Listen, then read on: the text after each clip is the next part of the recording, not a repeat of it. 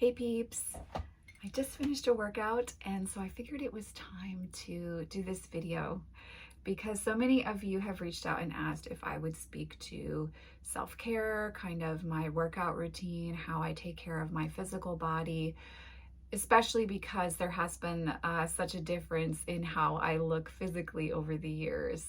And I have made a video on this topic before. I will put the link to that in the description box below. But I really wanted to focus in this kind of updated discussion on this more around the aspect of self-care. And so I drew a card from the Antique Anatomy Tarot before I sat down to start recording because I really want to speak to this in alignment with what I think is essential to understand about self-care. And the card that I drew is the Nine of Coins. And I thought that that was kind of perfect on many levels. So much of my own personal journey, I feel, has been about discovering and embodying the Nine of Pentacles within myself, the Nine of Coins within myself. And so it feels like a really beautiful demarcation on the journey for me of coming to a new way of experiencing how I view and treat my physical body. And also the Nine of Pentacles is representative and indicative of what I have come to experience, embrace, and explore in multiple ways in my own journey as well. So when we look at the independence, the freedom, the connectedness to our spiritual guides that the Nine of Pentacles represents, I think it is a place a lot of us would like to get with our bodies, especially those of us who identify as women in the in Western society. It becomes very difficult at times to embrace the oceans within us, the intensity within us, and to allow our physicality to be exactly what it is. And that is something that can shift and change over time. And it's not something that stays in stasis. And I think there's a real disconnect around this for women around their bodies. And even those of us who are male or identify as male in our journey, there can be that same level of pressure that we feel around our physicality.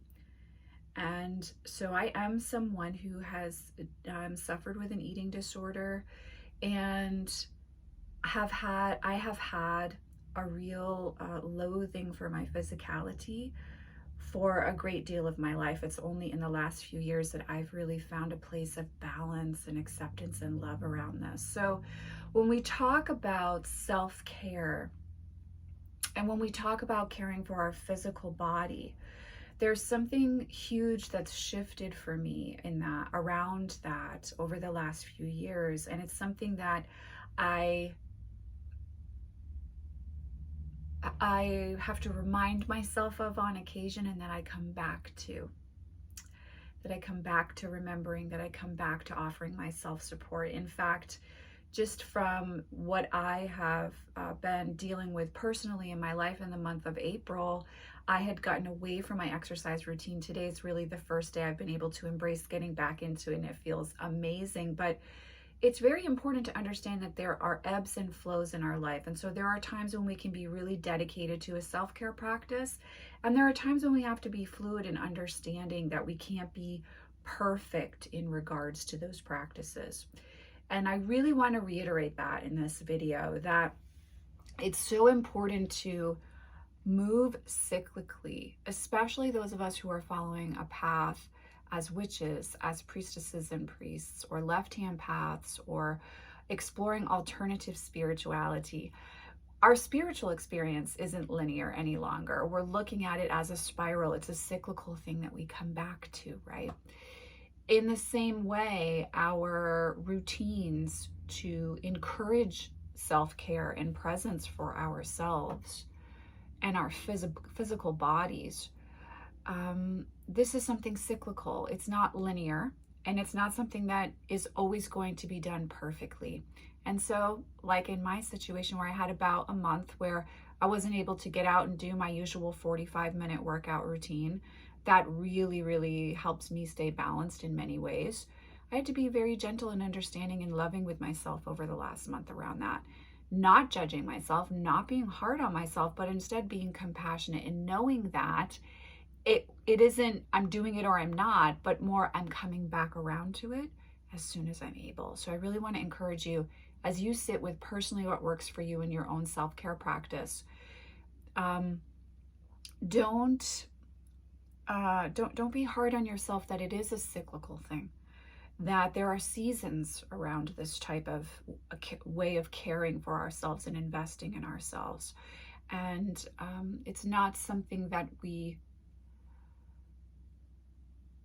want to castigate or punish ourselves around, and that can be really, really difficult. So the other thing I want to reiterate around self-care, because I do think that we get into a space, especially again in Western society, where self-care is like treat yourself, right? Self-care is more about consumerism and what's the latest tool or trinket or thing that you're doing, or maybe your version of self-care in the past has been indulging in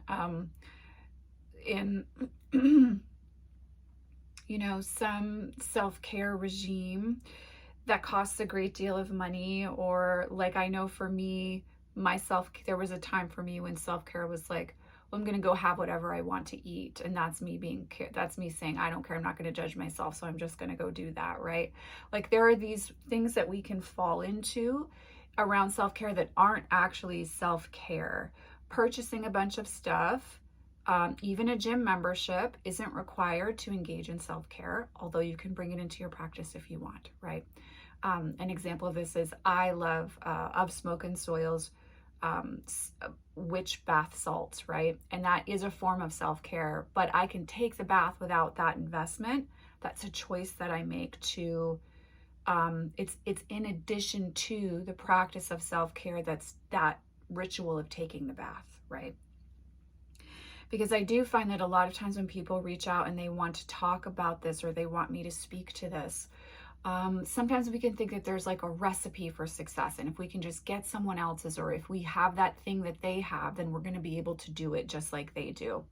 And it isn't about that. Self-care is actually about finding what works for you, what speaks to your heart and soul, what's healing and supportive of your physical body, and how you show up for yourself. Self-care is really about showing up for yourself.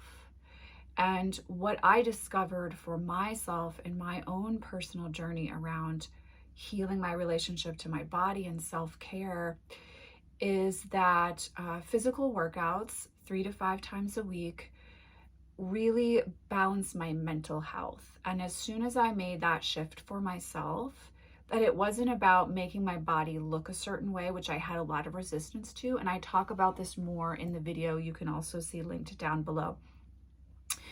But once I released that the exercise routine is actually about staying balanced in my mental health, so I'm a better mom and I'm a better priestess and I do a better job. I'm able to be present more for my clients, and I'm able to be present more for myself, with myself. I'm also able to be clearer as an empath and a psychic medium about the emotions and thoughts moving through my mind and my body, and what's mine and what am I just translating because I happen to be in someone else's energy field, or because I'm connected to someone else's energy.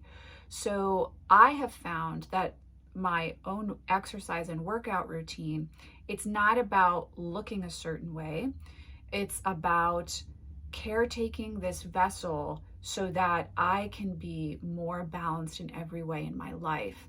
And then I'm not hitting burnout to such a level that I end up overeating in a way that doesn't feel good, or starving myself as a means of control to try and look a certain way that I think is going to make me more perhaps worthy or lovable, which is something that, again, many of us, that's a thought process that many of us can get trapped in. And I do want to speak honestly to that. So I have found that the exercise routine really helps me stay balanced from a space where it allows me to be able to show up more for myself, for my community, for my loved ones, and also to get out of a cycle that is very destructive for my physical body and keeps me in a cycle around control, shame, and unworthiness. So I really wanted to speak to that because I don't want to get sidetracked with self-care as treat yourself, which is just mindless consumerism, keeping you stuck in another loop. Or I'm calling this self-care, but it's actually just another way to control my body and to diminish myself and my energy. So self-care isn't about that. It's about honoring this and creating more balance in your experience. And I have found that an exercise routine has personally helped me to find that balance. Through that balance, I've also been able to find a general way of eating that's supportive of my physical body. I do have some health concerns of my own that require me to be very aware of making sure I'm getting enough nutrition. And I really, really try to eat a lot of vegetables, which sounds like really boring and like something everybody knows, but it's actually what's worked for me. Protein and vegetables really make a difference in my energy levels and how I feel. And so what I discovered was changing how I'm viewing eating, as opposed to how can I eat less so I can weigh less, which was a thought process I really had in my teens and 20s and into my early 30s. Now it's more about how can I eat so that I can have the highest level of energy possible, and so that I can really honor how hard my body's working to stay healthy and to stay present and here. So those shifts have made the biggest difference in my physicality, and my physicality has changed over the last, I don't know, since the inception of the channel, because I became pregnant at the beginning of the channel's growth, and everyone, including myself, has seen my body grow and change and be different throughout different years. And I think that this is important to remember, again, that it's not about keeping our body one way for our entire life, or we're not worthy, or we can't love each other. We can't love ourselves, not each other, love ourselves. Instead, for me, it's really become about celebrating how I have looked and how my body has held itself in order to communicate with me over the years. There have been times when I have held more weight on my body, and it's because my body was trying to communicate something to me, and it was trying to get me to listen. And once I started listening, it became less of an enemy experience between my spirit, my mind, and my body, and more of a let's be a team, let's work together. And discovering that I could feel good whatever physical weight I am, or however my body looks, and that radiates no matter what, has really allowed me to bring things like disordered eating back into a state of balance for myself. Now, this is something that I work on daily and that I bring presence to daily. So if you are in a similar boat, or if you've struggled with this, don't be hard on yourself if these old thought patterns and ways of treating yourself crop up. I have found personally the best way to handle that from a self-care perspective is being compassionate and understanding, and helping myself move forward instead of over focusing on what I've done that I'm not proud of or happy about in regards to my body, right? So I found that to be very important and helpful in not getting stuck in a cycle that's unhealthy long-term again, but that we can honor what's happened, be present to ourselves, be compassionate, and then move through that into the next space. All of this comes into self-care because all of these things affect how we think and view and treat ourselves. And that's really what we're talking about with self-care. It's valuing ourselves enough to take care of this vessel, to take care of the mind, to take care of the heart, to take care of our divine essence, our soul as well. So when we can bring things into balance so we can be present in that way, that's when we feel the optimal health-wise, right? The optimal version of ourselves in every way. And again, it's not about getting there and staying there and never feeling bad again. That's not the objective with self-care. It's not quick fix, and it's not never feeling bad about ourselves again. It's more about how do we take care of ourselves through the flows, the ebbs and flows of life, so that we are in a loving relationship with this vessel, which is our body, and not fighting it, and not fighting ourselves, and not belittling ourselves, and not being unkind to ourselves. So when you look for yourself at what would self-care look like for you, if that feels like an overwhelming question that you don't even know how to address, I would encourage you to start with, could I journal? Could I journal about my feelings at least a few days a week? And maybe if tarot really speaks to you, you can pull one card like I did before starting this video and just journal about what comes up for yourself around that. Those little steps, so they amplify, they multiply, they become more steps that you can take. And so, you know, you're starting here and you want to get to a space of kindness towards yourself and presence and being a teammate for yourself instead of fighting yourself, right? And it can feel overwhelming, like I'm here, the goal is here, how do I get here? It's not taking some crazy crash diet or some crazy workout regime that's so intense you're going to burn out, right? Like that's not the point.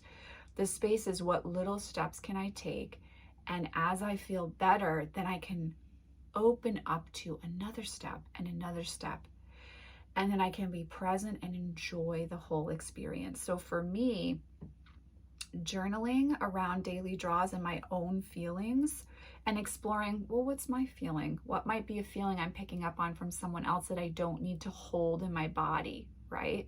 Starting there has led over time to feeling good enough to, you know, include vegetables in every meal, or go out and take a walk, go out and take care of myself.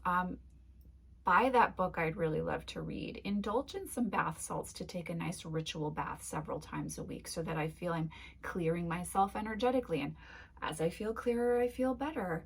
Maybe I can choose a different way to engage with my body this week. Maybe I can speak more kindly to my body, or at least check in when the negative self-talk starts up and shift that a little bit.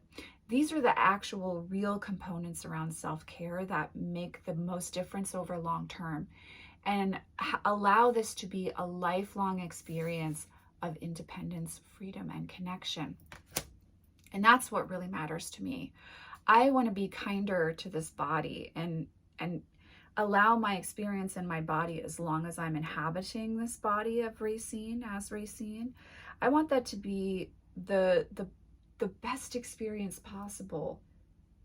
And I can finally say, for me, for a long time I had to say for my son or for my husband when I was married, or for whoever, for my clients. But now it's about, oh, well, for me, because when I'm in this space, everyone around me benefits. And I know that sounds so cliche, but it really is the truth. And it does make a huge difference over time. So, that being said, again, I will share some brass tacks things in case you want to experiment with them. Journaling with a daily card draw, I highly recommend. Some form of ritual that's just for yourself, that feels really beautiful for you. Like for me, that's a ritual bath. For you, it might be giving yourself 30 minutes a week to do a card spread that's just focused on you and on maybe on your spiritual path or your journey, right? And then supportive ways of eating. Instead of looking at what can I eliminate so I lose weight, look at it, shift that view to what can I eat today that's gonna help my body feel good. When I eat this, does my body feel inflamed, or does my body feel lighter, freer, that it has more energy? Consider those things, and then be a scientist for yourself. Like, Like for me, when I eat spinach, I always feel better across the board. I don't know what it is specifically about spinach for me, but spinach is a thing for me. And so like giving myself the gift of eating that daily for the most part. There's days that I miss that, but for the most part, I try to come back around to making sure I'm eating spinach and other leafy greens because it really makes a difference in how I feel. That's actually an indulgence that's really beneficial, right? But I'm not looking at it as I'm eating spinach to lose weight. I'm looking at it as I'm eating spinach because I've noticed that when I eat it, I feel better. I have more energy. My body's running better. So you can start to step into those type of ways of eating and caretaking for yourself, right? And also eating for the pure joy of it. I love a beautiful glass of wine and some really great cheese with some wonderful, fresh, homemade crusty bread or bread I've bought from a local bakery. And I love that. That's never gone anywhere from my experience story in any way, shape, or form. That's always been something that I celebrate and enjoy, right? So it's not just about, eliminate junk food or whatever in order to feel better. It's also like, what do I also enjoy? Like another thing that Vincent and I really love are raspberries, and they're in season right now. Or I don't know if they're in season or not, but our little local market has a ton of raspberries. So like that's a way that we have this really yummy treat that we get to share together. We enjoy eating it, and it's delicious and delightful and so much fun. So look at those things when it comes to eating, instead of making it about trying to get yourself somewhere where you're different. What's the joy? What's the pleasure? What's the optimization of feeling good in your body now? And how can you keep honoring that and taking care of yourself in that way?